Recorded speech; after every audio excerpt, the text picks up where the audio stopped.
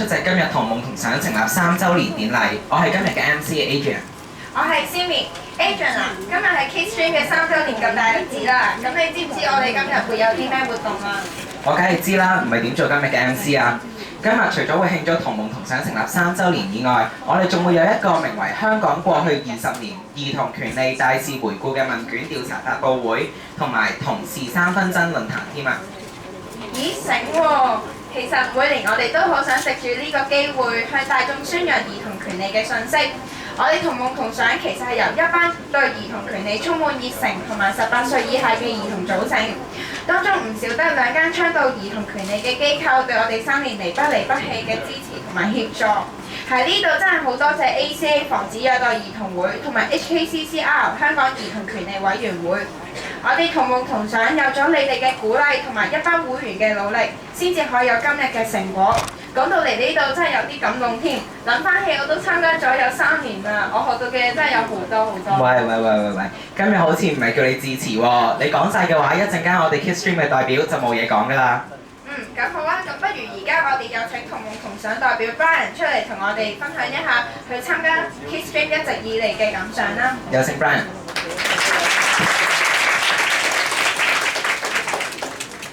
各位來賓大家好，我係同夢同想嘅成員 Brian， 好開心可以今日見到大家。其實我加入咗同夢同想只係短短2年，回想當初我唔知頭唔知路咁就喺圖書館就執到張兒童議會嘅單張，咁就覺得好似幾好玩，咁就報咗名。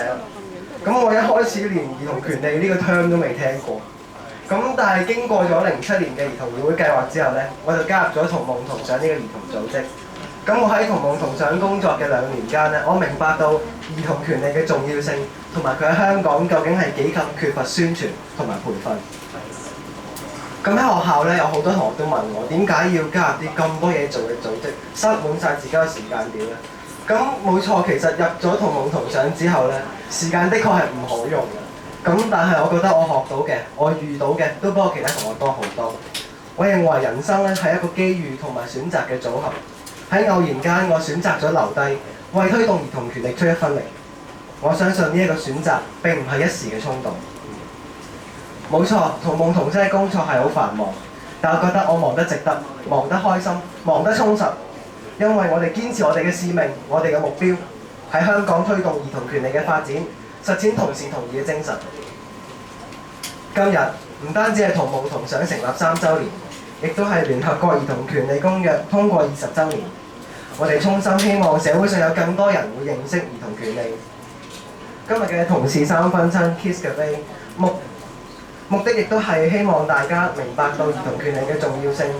靈感係嚟自兒童同埋青年人經常流連嘅地方，藉以突出呢個論壇係以年青人為主嘅。希望大家會鍾意呢個論壇，亦都享受我哋為大家準備嘅茶點。我喺呢度代表同夢同想，多謝今日嚟支持我哋嘅各位嘉賓。佢哋包括立法會議員湯家驊議員、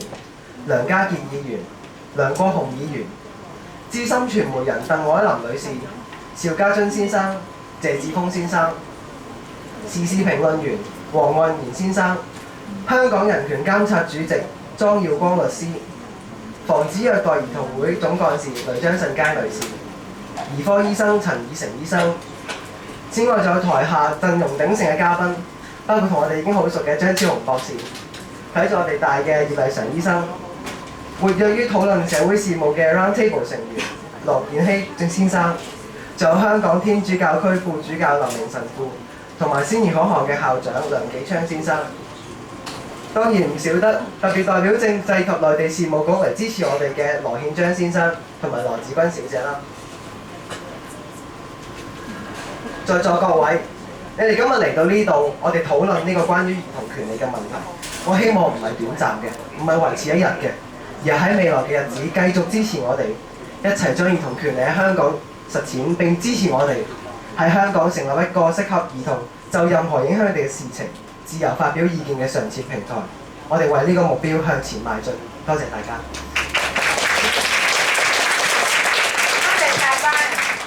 其實呢幾年嚟 Kidstream 無論對內對外都舉辦咗好多活動，俾大眾認識兒童權利，同埋對內鞏固成員嘅合作，同埋對兒童權利嘅認識。咁而家不如有請 Cherry 同埋 Hanson 為我哋匯報一下同夢同想喺過去1年推動兒童權利工作嘅進展。有請 Cherry 同埋 Hanson。Hello， 大家好，再一次歡迎大家嚟到我哋就嚟開張嘅 Kids Cafe， 我係 Hanson。我係 Cherry。話咁快啦，我哋 Kids Stream 已經成立咗3年啦。咁喺呢3年入邊呢，我哋都做咗好多同兒童權利有關嘅工作，希望俾大眾有唔同嘅機會去接觸兒童權利。喺過去嘅1年，我哋所做嘅工作呢係依然好有意義㗎。除咗平常嘅主要工作之外呢，我哋更加開始從唔同嘅角度同埋方向去推廣兒童權利。Cherry 呢就我哋 Kids Stream 嘅其中一個核心成員，就等佢同我哋介紹一下我哋喺呢1年入邊所做過嘅嘢啦。好啊！喺上年嘅9月咧，我哋就參加咗一個名為 IPSCAT 嘅國際會議，全名咧就係第17屆防止虐待及疏忽照顧兒童會議。我哋 Kids Stream 嘅代表唔單止喺開幕禮上致辭，仲喺開幕禮同閉幕禮嘅司儀，而且喺青年團體會議上以話劇嘅形式表現出香港兒童面對暴力嘅情況，以及喺座談會上同各界嘅專業人士進行交流，令我哋知道兒童權利喺其他國家嘅情況真係獲益良多㗎。見到其他國家嘅組織都咁努力去倡議兒童權利，我哋都唔敢怠慢啦。其實呢，我都有去嗰個會議嘅。我哋 Kids Stream 能夠喺呢一個會議入邊咧擺放攤位咧，其實真係好榮幸㗎。而且好多外國組織嘅代表都有去睇我哋嗰個攤位，令到咧我哋好興奮添。我最記得咧就係啲嘉賓可以喺我哋而家身上面着緊嘅 Kids Stream 衫嗰度簽名，件衫咧我哋而家度 keep 住，其實真係好靚㗎。我都知你淨係掛住嗰件靚衫㗎啦。梗係唔係啦。咁喺國際性會議咧，我就諗起我哋今年開始着手撰寫緊提交俾聯合國嘅影子報告，向聯合國咧説明兒童權利喺香港實行緊嘅情況，提出咗唔同嘅改善方法。咁我哋好多核心成員咧都係好努力咁樣搜集緊資料啦，希望提交一份最完善嘅報告俾聯合國嘅。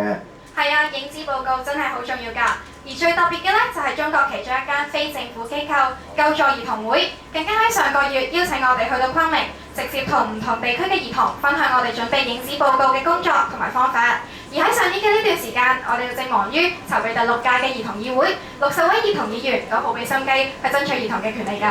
兒童議會計劃之後呢，為咗令到我哋同呢一班新入嚟 Kids Stream 嘅新成員關係更加融洽，我哋就喺今年嘅1月舉辦咗一個2日1夜嘅迎新營。喺呢一個 camp 入邊呢，我哋就同一班新成員打成一片，不知幾開心啊！除咗兒童議會之外呢，我哋每年都會去宣揚兒童權利，希望唔同背景嘅兒童都可以知道自己應有嘅權利同埋責任嘅。冇錯啦，我哋今年合作嘅機構呢，就係馬可之家，服務嘅對象係一班有家庭或者情緒問題嘅小朋友。我哋嘅服務內容呢，就包括一個日營同埋2節嘅活動。咁我哋希望透過唔同嘅遊戲，令到呢班小朋友可以有機會接觸到兒童權利嘅。咁喺呢個服務嘅過程當中，我哋都學到好多嘢㗎，就好似點樣同小朋友相處同埋溝通等等，原來都要唔少技巧㗎。Cherry 你講緊小朋友呢，我就諗起今年3月飛躍童年嘅試玩會啦。飛躍童年係由香港兒童權利委員會所設計嘅一個棋盤遊戲，入邊內容呢都同兒童權利有密切嘅關係㗎。喺呢個試玩會上邊呢，我哋就同迪士尼嘅義工朋友一齊合作，同一班小朋友喺一個大型商場入邊進行試玩。冇錯係啊，不過嗰啲小朋友真係好鬼得意㗎，喺玩嘅過程入面亦都非常之投入，不知幾享受成個過程。而我哋亦都要工作於娛樂，玩埋一份添。除咗由小朋友嘅角度出發，我哋同政府都係好緊密嘅合作㗎。我哋會就政府唔同嘅政策提出建議，就好似今年嘅1月同埋7月咁。我哋分別就人涉及不雅物品管制條例檢討同埋校本驗毒計劃發表意見，為兒童發聲。喂，係喎 Cherry 啊，你記唔記得我哋今年7月同咗一個大人物見面呢？我梗係記得啦，佢就係政制及內地事務局局長林瑞麟先生啦。喺啱啱過去咗嘅7月，我哋好榮幸可以同林局長見面。喺會議上面，我哋就有關聯合國兒童權利公約通過20週年，同埋喺香港推動兒童公約嘅等等問題去進行討論嘅。而林局長咧亦都好心支持我哋嘅活動嘅，咁佢亦都表揚我哋一班小朋友咧好盡心盡力咁為兒童權利服務嘅。咁佢嘅支持咧令到 Kids Stream 繼續推動兒童權利嘅信心大增嘅。冇錯。